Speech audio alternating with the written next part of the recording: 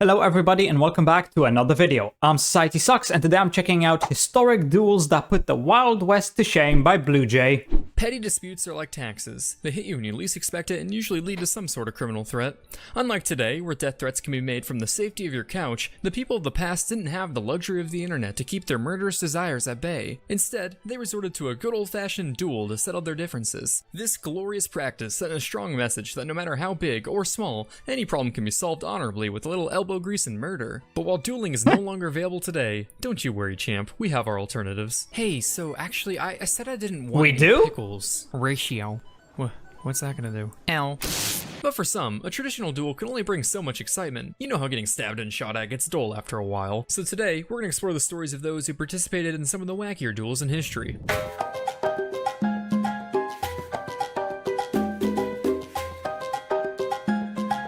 Just how crazy could this really get? It's well known that the French's two greatest contributions to the world are drinking wine with your pinky out and cartoony murder stories, such as the hot-headed man who headed the head hunt after beheading the head of state while heedlessly spearheading his headless demise. But reigns of terror aside, the French are legendary for their use of duels to settle their disagreements.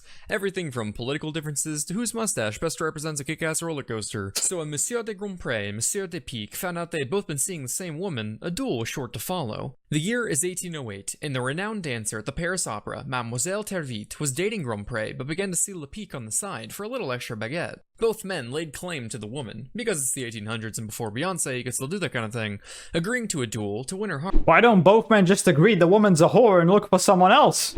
But given the grand nature of the prize, so too must the duel itself be elevated.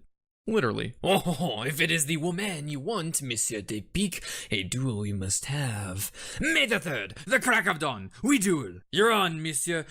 Oh putain, I have a balloon race that day. We will make it work. It was decided that the only way to settle the dispute was with a duel in gas balloons. Why must the men fight to the death thousands of feet above Paris? No clue. Maybe they thought the Fire Nation had the right idea. Just shoot the balloon and thank the French duel for pioneering over. the steampunk genre. The idea was to take a month to build identical gas balloons, ascend into the air, and take turns firing at each other's balloons with a blunderbuss, a predecessor to the modern shotgun. On May the 3rd, 1808, as crowds gathered for what they thought was a balloon race, both men ascended in their balloons with their seconds who were to act as co-pilots. Traditionally, the role of a second is to mediate the duel, as well as attempt to defuse the situation entirely to avoid bloodshed. In this case, on top of their usual duties, these innocent two guys are just gonna die as well. If their guy lost. That or maybe they misinterpreted the term wingman. Say what you will about the French, but they always got their homies' backs. Grandpré, look around. It's so peaceful up here. Kinda makes your whole love triangle problem seem kinda small, huh?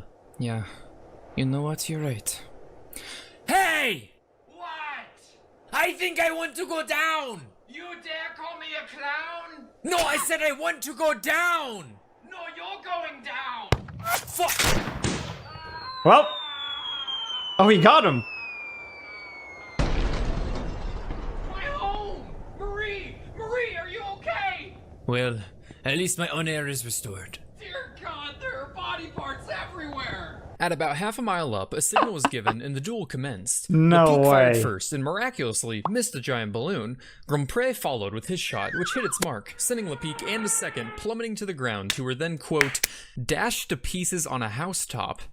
Well, Le Pique was the one who she was seeing on the side, so he's the one who deserves death, if anything. Deserves to die. It should be noted that the authenticity of the story is a little questionable. The earliest record of the story that I could find was in a British newspaper a few months after the fact. It's also mentioned in a book by a proclaimed authority on duels. I even went as far as to ask a duelist historian about it, who said while he doesn't necessarily doubt it to be true, he has no reason to be certain it isn't apocryphal. So this story gets filed under, it may not have happened, but the world's more fun believing it did. So anyway, so it's probably completely fake. Actually ended up with Tervite is unknown, but I like to imagine he realized that if he should love anyone, it's the one willing to put his life on the line so that his bro can get laid. So what could possibly these hoes ain't loyal. Defense France edition? But that's that right, guy is. French again. Back during the French Restoration, there existed a lot of tension between the former soldiers of Napoleon's army and the bright and shiny royal guard. And considering the French tend to be quite honest and direct with their thoughts, quarrels are rather expected. Which shouldn't be too surprising. It's such a problem that they literally developed a career dedicated to silence. One such quarrel occurred when Colonel Babier Dufay trod on the toes of the young Captain Raoul de Vere of the Royal Guard and insulted his cockade.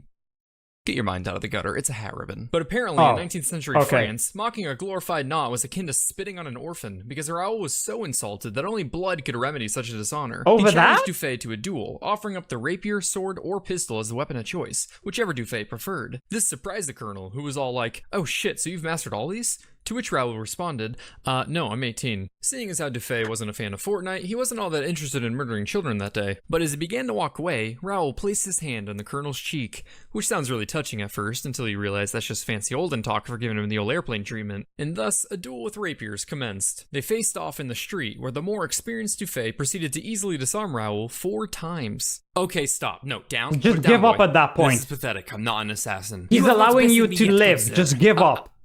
Okay, fine. You hell-bent on a fight to the death? You insulted my cookade! Jesus Christ. Okay, let's make things interesting. Apparently, 4 consecutive disarms wasn't enough to solidify a victor, so Dufay proposed that they should, and I'm not making this up, tie their left arms together, enter the back of a coach, and stab each other to death with daggers. Because you know what they say, if you can't win with a sword 4 times, try Fast and Furious with knives. This was thought to be the perfect solution, as it would ensure no one could escape. So the seconds took over for the carriage driver. They're both just going to die. They're pre-routed 2 laps around the plastic carousel, and if there's anyone I feel most sorry There's for, no winner it's them. here. They're in such close proximity, there's no way either of them is gonna get out of this alive. I made this move myself. They could have both walked away with their lives, and instead they decided to do this. Absolute morons. Rest now. So did Raoul finally catch his break, redeeming his honor solely by the insult to his cockade and numerous disarmaments? No. No, the lad was very dead. Dufay also appeared to be dead at first, having been stabbed 4 times in the chest. But he ultimately recovered from his wounds. Some accounts say that he later died from his injuries, but the majority of the sources I consulted state otherwise. Plus, as we all know, it takes 37 stabs in the chest to kill a man. So if we learned any valuable lessons from this encounter, it's Moving on from France, we have a story that takes place on the other side of the English Channel. On a cold winter's evening in 1765, the 2 cousins, neighbors, and friends, Lord William Byron and William Shaworth, were enjoying their weekly dinner at the Star and Garter Tavern in London. It started off pleasant enough, just 2 blokes enjoying a chinwag, having a laugh, you know, British things. But as the wine continued to run, so too did their mouths. A conversation began on the proper way to hang birds after they were shot, which soon transitioned into whose estate held the most game birds. But little did they know, they were both Redditors at heart, and what began as some harmless boasting rapidly escalated as neither side would back down. You see, Byron, at my estate, we roll the wings up like crescent rolls and hang the bird from the claws. Well, it only makes sense coming from an estate like yours. What do you mean by that? Oh, you talking shit? You talking smack? Experience with an estate so devoid of game birds. This coming from the bloke with only 20 pheasants on his estate. 29? And please, you don't have more than a handful of quail in your brush. Good sir, my estate is brimming with quail, along with dozens upon dozens of red-legged partridges. You have as many partridges as you have admirers, you wazzock. Meanwhile, I've got 18 capercaillie roaming my backyard. I've got 17 ostriches. Yes, 17 ostriches that run circles around your pathetic capercaillie. 14 pterodactyls! My estate has 14 pterodactyls flying leagues above your glorified giraffe chickens! Alright, how did everything turn out tonight? Oh, wonderful. Say, could you show us to a room? The argument escalated to the point where they drew their swords and asked the waiter to show them to an empty room. Oh my goodness. The waiter returned after hearing a lot of commotion to find Shaworth gravely injured, with Byron's sword driven firmly through his gut, proving once and for all that Lord William Byron had the most birds. Or something like that. Shaworth lived for a full day before he died, during which he claimed that he only regretted that the room that they dueled in was so dimly lit, and thus caused his defeat. Basically the equivalent of saying, I lost because he had a good gaming chair. After his cousin's death, William Byron was put on trial for murder before the House of Lords, during which they asked him, are you guilty of the felony of murder? To which he responded, yes. Nah, fam. And so they found him guilty of manslaughter instead. While normally you expect people to regret their stupid decisions, Byron proudly mounted the sword that slew his friend in his bedchamber, and later would earn the nickname the Wicked Lord. He ultimately got off with just a small fine, showing that as long as the honor of bird lovers is at stake, and you happen to be a lord, you absolutely can put a price on human life. Oh, hey life lesson leopard, what wisdom do you have for us today? Dwell not on the grievances past, for that which festers blooms with thorns, and those whose minds dwell to the last shall find their doom, this leopard warns. Okay. What, you want money? You want to keep those wings? Jesus, okay, here. I could have taken them. What was that? Nope. 10 out of 10 stars. No, you could not. Okay, so these wacky duels were really just people dueling for the dumbest of reasons. Ending the life of your friend because of a dispute over who has the most birds. I mean, I have nothing to say to that. That's just insane. Yeah, anyway, hope you enjoyed this video. If you did, please consider subscribing and leaving a like. If you want to see more reactions, check out this video right here. And with that, I hope I'll see you in the next video.